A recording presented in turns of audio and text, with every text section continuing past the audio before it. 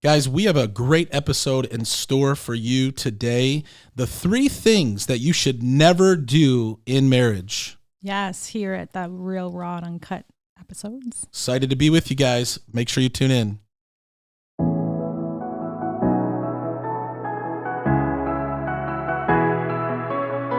It's real, raw, and uncut. Like, there is no sugarcoating. We're real about it. If you're real people, message us.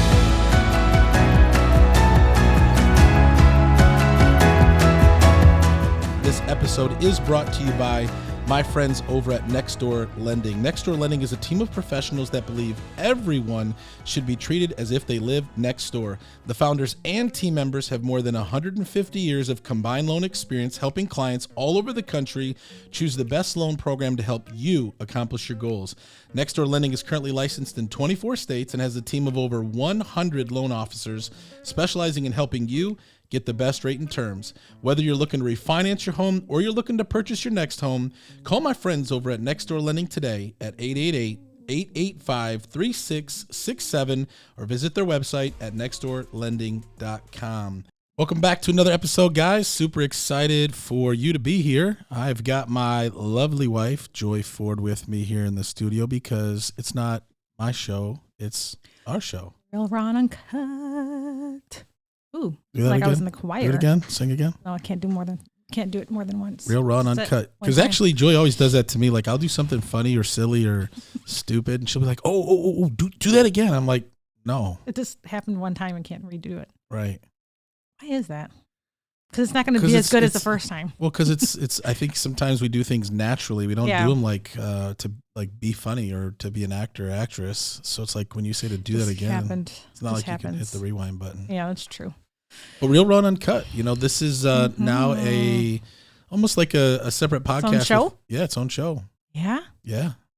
Got our own show, y'all. Congratulations. I made the cut. You made the cut. The last 2 years. I'm ready to put some merch together, y'all. Well, the last 2 years was just an audition. I was just seeing if you were the right one. Kind of like how you interviewed me to see if I was going to be the right one to marry you. I did do that. Well, I'm glad I made the cut. You made the cut twice. Both things, yeah. Yeah, and so, Real, Raw, and Uncut, for those that have been tuning in, actually have been really just, focused on our marriage, life, interviews that we've had in regards to just being real. I heard on a podcast this morning, I sent that podcast over to you as an Ed Milet podcast, and Ed talked about, how oftentimes we just compare ourselves to other people and the family pictures they see on social media and marriage and all of these things. And we don't really know what's going on behind the picture, right? I'm just thinking about one of our photos recently. Which one? Keep going. I'll tell in a minute. No, you can tell it. I don't want to interrupt. I mean, I did. Oh, no, that was it. Okay, talk. Are you going to talk? Oh, you want to tell the story? Were you going to say I was going to say a little bit. So Ed was in the restaurant, and he's witnessing across the restaurant this family, right? There's kids, and it's chaotic over there, right? Kids are acting bad, not listening.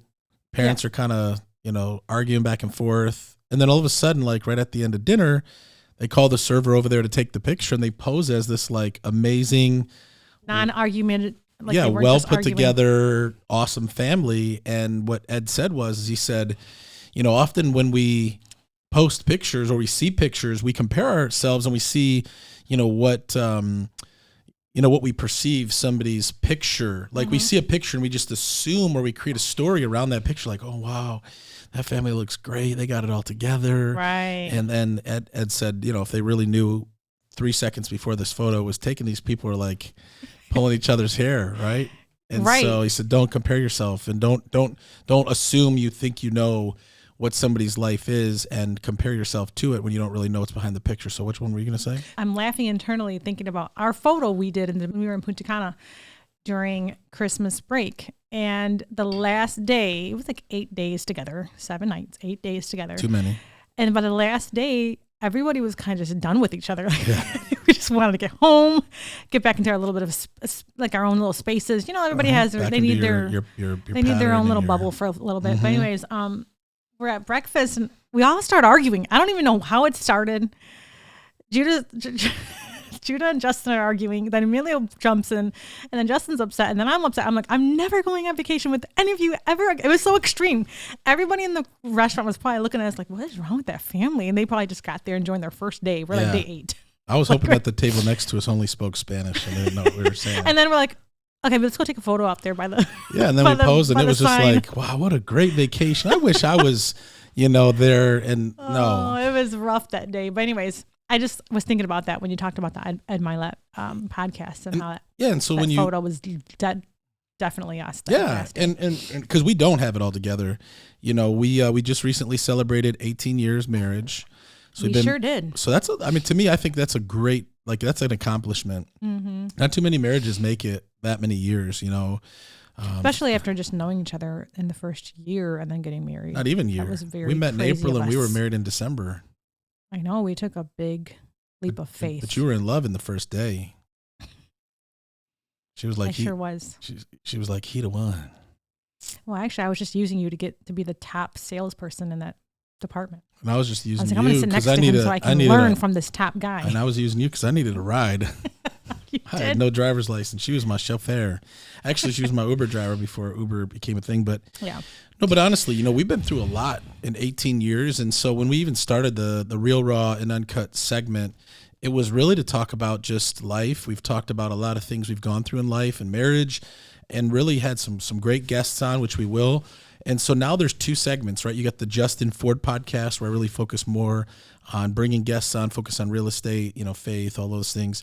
And then obviously we still bring guests on, but I like that we're creating something because we believe, that God has really called us to do marriage ministry or marriage outreach. And, actually we started on January 3rd, the 40-day prayer challenge, which is going really great. We've got a ton of couples who've been following this book with us, and we've been doing the 40-day prayer challenge. And really what the prayer challenge is just praying with your spouse or your significant other for 5 minutes a day. And it's been going amazing. Yeah, I actually love you more since we started the prayers challenge. It's been going really good. He always gets these creative ideas. We're like on vacation, walking on the beach. I'm going to start this thing. And I'm like, what does that mean I have to do? What is my role in this? Do I just sit back and watch, or do I have to play a part? But it's been going really good, actually. Yeah. It's been really good. When we think of Real, Raw, and Uncut, and I know we've talked about this now for a couple of years on the podcast, but, we want to have a conference, and we want to do retreats, and we really, I believe, want to help couples have better marriages. I don't really know if I'm all about having a conference, but I'm all about having a retreat. I just want to have people. I want to see marriages get better and better. Well, we can do that at a conference. She's praying about it. She's still praying about it, but it's coming. But what we wanted to talk about today, and these are things that we talk about on the show, but we also want to hear from you. If you ever have a topic, or a question, or something that you want to know. You're looking at me, them, if they do. Well, what if they can't? What if they're just listening and not watching the video? Oh, I forget about that. Silly. Okay. But if you, I'm pointing at you now in the camera, or I'm speaking into your speakers or in your phone, ever have a topic or a question or anything that you'd love to hear us talk about from a marriage or relationship standpoint or a family standpoint, we want to talk about it. And so, today we real simple and straightforward, 3 things to never do in marriage. Yeah, and I don't know Joy's 3, and she doesn't know my 3, but we're going to give you guys our 3 things to never do in marriage. Go ahead. Number 1. Do not go to bed in anger. Do not go to bed in anger. Why is that important? Well, you did say we have to explain why our 3 things are our 3 things. I think it's important to know. Right? Okay, so, it says biblically not to go to bed in anger, actually. It said there's scripture about that. But it just, when we go to bed, and if there's been something going on that hasn't been peaceful, to just address it. Yep. Apologize. Sometimes pray at night before. Yeah. And then waking up the next day is a new day. Yeah. We're not going to carry that over to the next day or what? Yeah. So do not go to bed in anger with each other. Yeah, that's a good one. We've done it a couple of times. It stinks, but it's been 18 years, and I think that we've done a better job. Yeah. That's a good one. Is it? That is a good one. My number 1 would be don't put the toilet paper on backwards. That's stupid. No, it's not. Listen, that was the first year of marriage. What are you talking about? Well, I mean, I'll say this. To never do in marriage? Well, I mean. Okay, well, if that's that important to you, the toilet roll. Well, here's I was gonna joke about I know you're it. joking. Okay. No, but I was joking right now. I was actually going to add into that. So here's the add-in. I remember when Joy and I first got married, all these little nuances used to get me really frustrated, and I thought that Joy would do it intentionally, and she's like, "No, I don't do it intentionally. Why would I ever intentionally put the toilet paper backwards?" But then, what's backwards? I don't know. But I was going to say, but then when every time Joy changed the toilet paper, it was backwards. So I'm like, she's got to be doing this intentionally. So one thing to never do in marriage is don't let these little things really cause you to be frustrated. When two people come together and get married, they have different backgrounds. Maybe your toilet paper growing up was backwards. Maybe mine was the other way, where it was outie, right? You had an innie, or you had the innie paper or toilet paper where it comes from the back and mine goes from the front. And then I finally got to a point and I said, you know what? Thank God that we have toilet paper. I don't care how you put it on. As long as I have toilet paper, right? Because in 2020, you didn't know if you were going to have toilet paper. Right. But I'll say one thing not to do in marriage is don't get stuck on the little things. So if you're a brand new married couple, if you're getting ready to get married or you've been around a while, the little things, like I wouldn't let them sweat you. So that was a big one for me. I had to learn that because I used to get so frustrated when you did that. Yeah. And you know what? In my mind was, because I grew up where it was 4 ladies and my dad in one house, 1 bathroom. Or not one, one 3 bedroom, 1 bath. Yeah.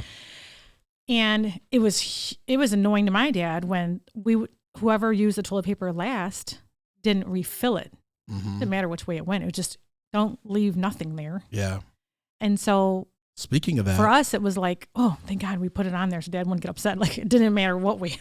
It just couldn't be empty. Well, I will say I went into the bathroom yesterday and the toilet paper. It was Nola. She took it off. No, it was empty. I know. Nola took the whole thing away and chewed it up. Did she really? No. Yeah, that's what I thought. So you know what I was going to do? Believable, but here's what I was going to do, though. Do that. Here's what I was going to do, because it's only you that does that. So and here's the thing: we have the toilet paper rack right by the feet, which is empty right now. No, it's empty because I put the last roll on last night. Did you refill it? No. That's the problem. But here's the thing: no, but so the empty I thankfully there was one. Because sometimes when you sit down and there's none, you're like, now what do I do, right? You can either do the duck walk across the bathroom to get the other toilet paper roll, or thankfully it was there, but I'm sitting there. And this is what I mean by don't let the small stuff sweat you. Plus nobody's I'm home like, you know what? You. You know what I'm going to do? I'm going to leave this empty toilet paper roll here.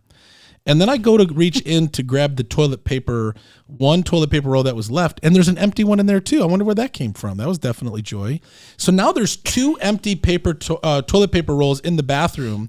I'm like, I'm not changing this. This is what I said. I'm not changing this. She can change it. And then I said, that's petty. I'm like, you know what? That doesn't matter. That would cause an argument. And you know what I did? I picked up the 2 empties, threw it away, and I put it under your pillow.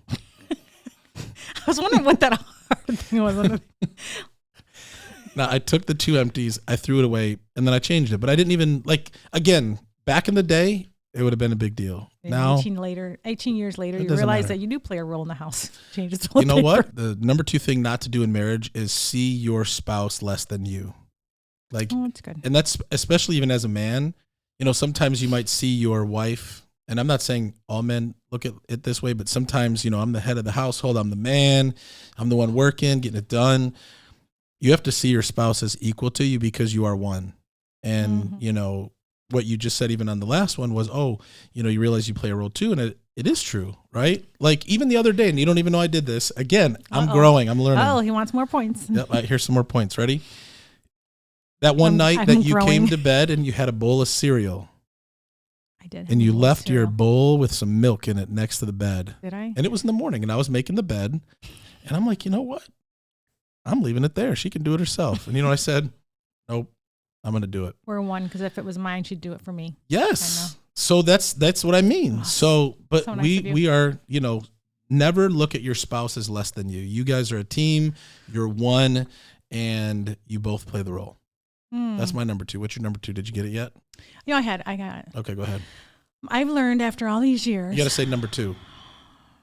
Wait, let me finish my sentence. Okay, I learned after all these years, my number 2 thing is, never do a marriage, is shut down an idea or opportunity that your mate might have. That's a good one. I got a couple of ideas. I think I did it yesterday. I'm still working on that one. I just thought about that. Like that was huge. So like if whether you or your mate has an idea that they think.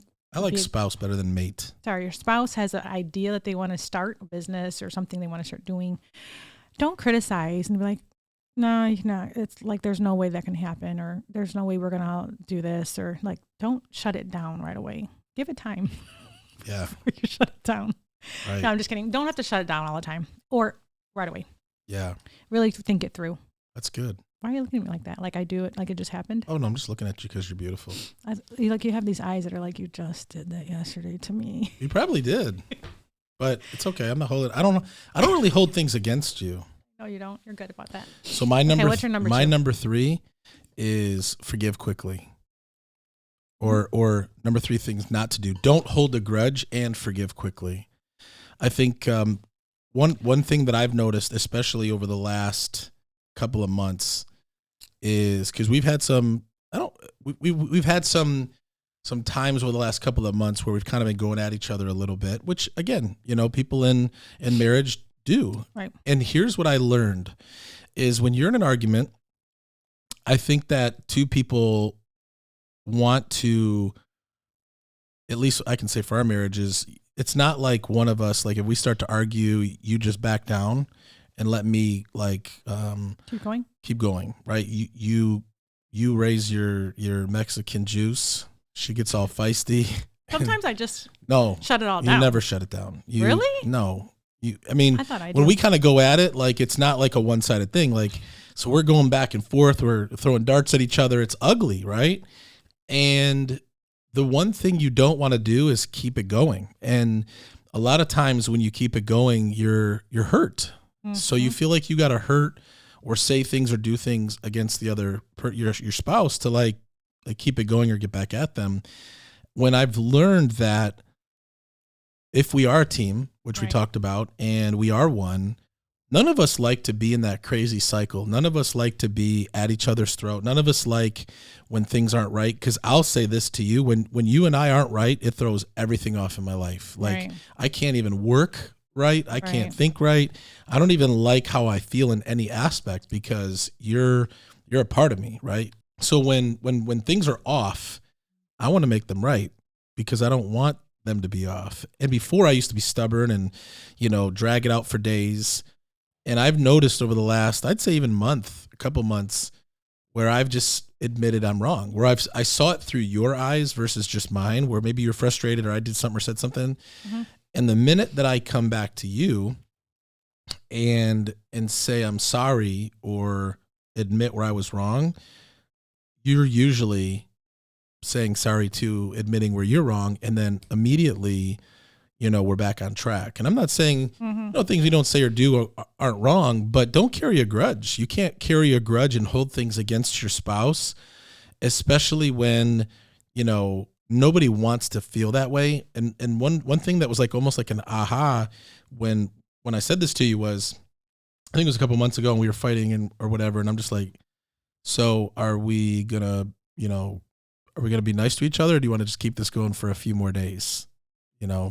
Oh, yeah. And you said, I don't like this at all. I don't want to keep this going at all. I want peace and I love you. And that really spoke to me because I felt like you wanted to go to war. Like sometimes I feel like it's story in his head. Yeah, seriously. I feel like I'm up against the Mexican mafia sometimes. There's a whole story in his head that I just want to keep going. She pulls out all I enjoy the knots in my back. Yeah. But honestly, like and that was like, it really spoke to me because neither do I. All right. So why let the devil in to cause this chaos and this fighting when we can just come to each other, communicate and forgive each other and admit where we're wrong and keep moving forward because what we want is peace. And we're on the same team. Right. That's the thing. Right. What's your number 3? Good. My third one is, my thing is, I no longer force you to do things you don't want to do. Like, don't force your mate to do the things you want to do all the time. Right. Like, there's times they don't want to do those things. Like, I've come to realize after many years, like, if we're on vacation and you want to relax in the morning and have a cup of coffee and you don't want to go for a run in the morning, fine. Right. Do it. Right. Do what you want to do that morning. Like, I'm no longer going to argue and fight about having my husband do something, this idea that I want to do. He doesn't feel like doing it. Like, I'll find somebody else to do it with me. Yeah.